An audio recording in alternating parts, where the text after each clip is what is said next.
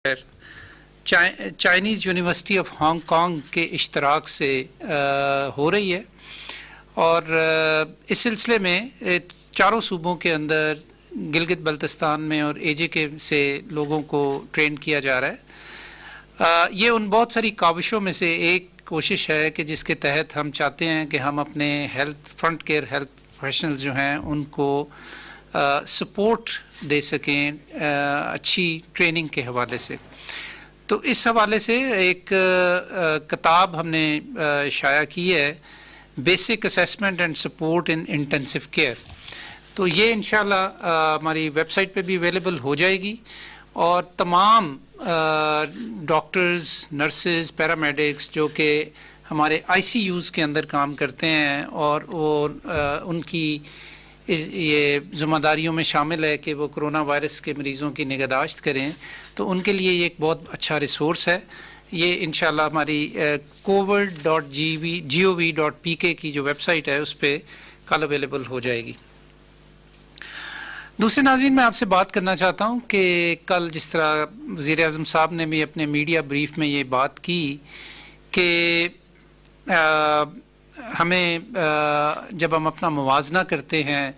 दूसरे ममालिक के साथ, ख़ित्ते में भी और यूरोप और अमेरिका के साथ भी, तो अल्लाह का शुक्र अदा करते हैं कि जिस कदर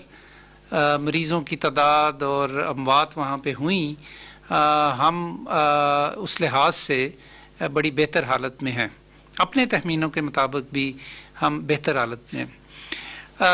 और इसीलिए जहाँ इवन हमारे से ज़्यादा अमवात हैं और ज़्यादा मरीज़ों की तादाद भी है, वहाँ पे भी आहिस्ता आहिस्ता जो लॉकडाउन जिन मुल्कों ने किया हुआ था उनको बतदरीज वो उसमें नरमी पैदा कर रहे हैं और ताकि मईशत का निज़ाम चल सके, लोगों को रोज़गार मिल सके, लोग अपने जॉब्स पे जा सकें। लेकिन ये एक बतदरीज हो रहा है और बहुत सोचने समझने के बाद उन सेक्टर्स को खोला जा रहा है कि जहाँ पे जिनके खोलने से बीमारी के फैलने का इम्कान निस्बतन कम है। लेकिन इसके साथ नाज़रीन बहुत बड़ी एक शर्त है और वो शर्त ये है कि जो हमने बड़ी मेहनत से जो स्टैंडर्ड ऑपरेटिंग प्रोसीजर्स बनाए हैं इन सेक्टर्स में काम करने वाले लोगों के लिए, उन पे अमल किया जाए। एसओपीज़ पे अगर अमल नहीं होगा तो फिर लॉकडाउन में नरमी जो है उससे वो फ़वाइद हासिल नहीं किए जा सकेंगे कि जो होने चाहिए। एक तरफ जो हम बार बार बात करते हैं, एक तरफ हमारे पास सूरत हाल ऐसी है कि जिसमें हम बीमारी के फैलाव को रोकना चाहते हैं और दूसरी तरफ हम मईशत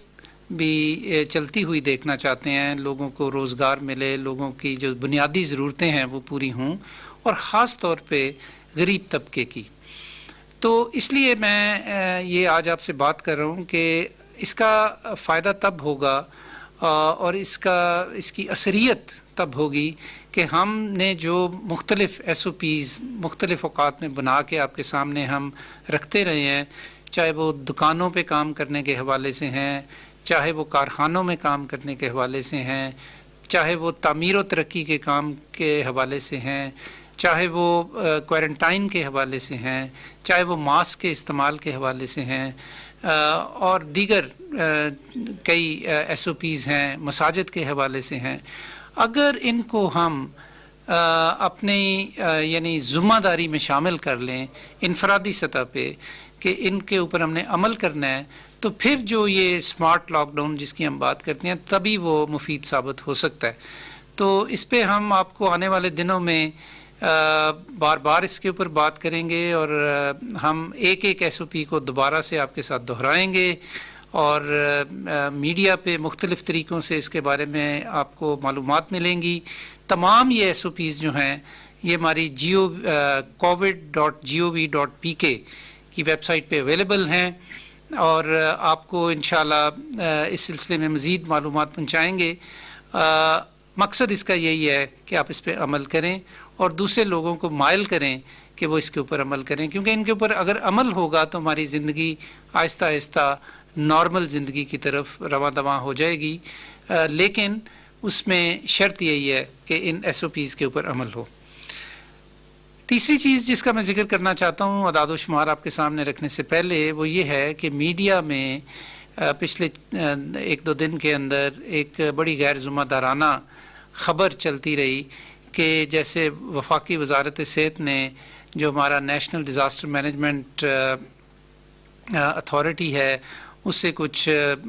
हमने उसके ऊपर कोई सवालात उठाए हैं या हमने कुछ तहफ़्फ़ुज़ात का इज़हार किया है कि वो जो प्रोक्योरमेंट्स कर रहे हैं उसके हवाले से। तो मैं एक तो सख्त तरीन अल्फाज में इस बात की तरदीद करना चाहता हूँ कि ऐसी कतन कोई बात नहीं, वजारत सेहत ने ऐसे कोई सवालात नहीं उठाए,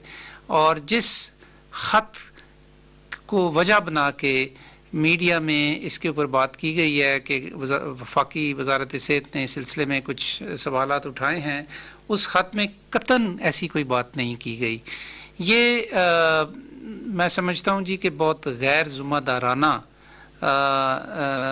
जर्नलिज़म है जिसको किया गया है, और मैं इसकी सख्ती से तरदीद करता हूँ। और मैं बार बार पहले भी ये बात आपसे कर चुका हूँ कि ऐसे हालात में कि जब मुल्क जो है वो एक मुश्किल सूरत हाल से गुज़र रहा है, तो उसमें हमें बहुत ज़िम्मेदारी के साथ मीडिया में कोई चीज़ अगर आए तो उसकी तस्दीक करनी चाहिए और चीज़ों को तोड़ मरोड़ के पेश नहीं किया जाना चाहिए। अच्छा जी, अब मैं जल्दी से आपको कुछ अदाद व शुमार बताना चाहता हूँ।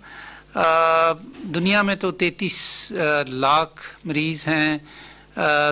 2,34,000 से ज़ायद अमवात हैं और 1 मिलियन से ज़्यादा लोग रिकवर भी हो चुके हैं। पाकिस्तान में जो टोटल अब तक टेस्ट हुए हैं उनकी तादाद 1,82,000 से ज़्यादा हो गई है, और इसमें अब बतदरीज इजाफ़ा हो रहा है और इंशाल्लाह आने वाले दिनों में काफ़ी होगा। हमारे जो टोटल हैं कंफर्म्ड पेशेंट्स पाकिस्तान में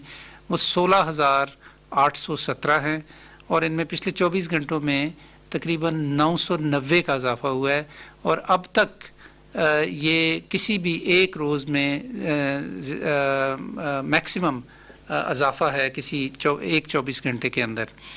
पिछले 24 घंटे में ये जो 990 का इजाफ़ा हुआ है, इसमें सबसे ज़्यादा सिंध में 358 और पंजाब में 279 और केपी में 246 का इजाफ़ा हुआ है। बाकी सूबों और इलाकों में 100 से कम केसेस हैं, एजेके में कोई केस नहीं। बलूचिस्तान में 71 हैं और गिलगित बल्तिस्तान में 6 और इस्लामाबाद में 30।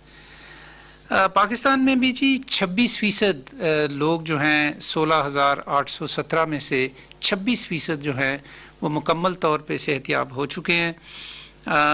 और दूसरे मैं आपको ये बताना चाह रहा था कि जो हमारी टोटल डेथ्स हैं पाकिस्तान में कोरोना वायरस के हवाले से, उनकी तादाद अब 385 हो गई है। इसमें मैं एक नुक्ता आपके सामने रखना चाहता हूँ कि वो लोग जो अदाद व शुमार पे बहुत गौर करते हैं तो उनको शायद ये 385 का जो इजाफ़ा है ये ज़्यादा लगे, क्योंकि पिछले 24 घंटे में जो डेथ्स हुई हैं वो तो सिर्फ 24 हुई हैं, लेकिन ये इजाफ़ा जो है वो पिछली जो हमने फ़िगर दी थी आपको जो कि 346 थी उससे ये काफ़ी ज़्यादा इजाफ़ा है। तो इसकी वजह ये है कि जैसे जैसे हमारे अदाद व शुमार इकट्ठे करने का जो सिस्टम है वो बेहतर हो रहा है, तो उसमें कुछ जो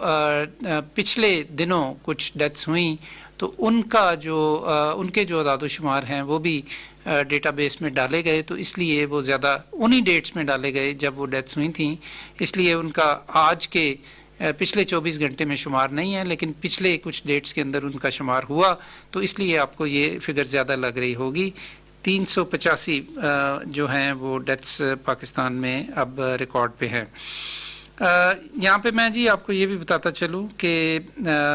जो हमारे यहाँ क्वारंटाइन में जो लोग हैं उनके 42,000 के रिज़ल्ट्स अब तक आ चुके हैं, और उनमें जो पॉजिटिविटी है वो तकरीबन 14% है, और ये उस पॉजिटिविटी से कम है जो जनरली पाकिस्तान में है, जो कि किसी भी एक दिन में तकरीब 9 से 10% के दरमियान रहती है। तो ये ताज़ा तरीन अदाद व शुमार थे जी। मैं आखिर में यही कहूँगा कि जी आप अपना हिस्सा डाल सकते हैं इस बीमारी के फैलाव को रोकने में, अपनी हिफाजत करके। और अपनी हिफाजत आप इस तरह कर सकते हैं कि अपने आप को जितना हजूम से दूर रखें, घर में रहें और अपनी सफाई सुथराई का ख्याल रखें। तो इस तरह आप अपनी भी हिफाजत कर पाएंगे, अपनी फैमिली की भी हिफाजत कर पाएंगे और अपने गिरदोनवा में लोगों की भी हिफाजत कर पाएंगे। बहुत बहुत शुक्रिया।